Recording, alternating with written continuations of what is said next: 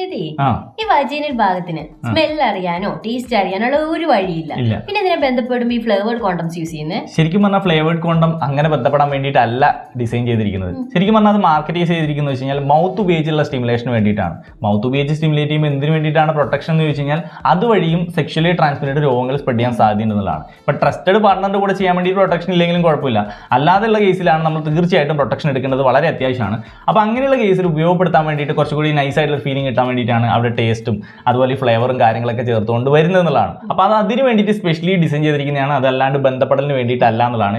ഇനി അത് ബന്ധപ്പെടലിന് വേണ്ടിയിട്ട് ഉപയോഗിച്ച് കഴിഞ്ഞാൽ വജൈനലുള്ള ബന്ധപ്പെടലിന് ഉപയോഗിച്ച് കഴിഞ്ഞാൽ ഈസ്റ്റ് ഇൻഫെക്ഷൻ സാധ്യതകളൊക്കെ കൂട്ടുന്നു എന്ന് പറയുന്നുണ്ട്. അങ്ങനെ വരാനുള്ള സാധ്യതകൾ ഉണ്ട് എന്നുള്ളതാണ് അതിൻ്റെ ഒരു കാര്യം എന്നുള്ളത്. പല ആൾക്കാരും ഇത് തെറ്റായ രീതിയിലാണ് ഉപയോഗപ്പെടുത്തുന്നത്. ഇതൊന്നും മനസ്സിലാക്കിയിട്ടൊന്നല്ല ഉപയോഗപ്പെടുന്നു, വാങ്ങിക്കുന്നു, ഏതെങ്കിലും ഫ്ലേവർ വാങ്ങിക്കുന്നു, ഉപയോഗിക്കുന്നു എന്നുള്ള ഒരു സെറ്റപ്പാണ്. അപ്പോൾ നിങ്ങളുടെ സുഹൃത്തുക്കൾ ഇതുപോലെ ഉപയോഗിക്കുന്നുണ്ടാവും.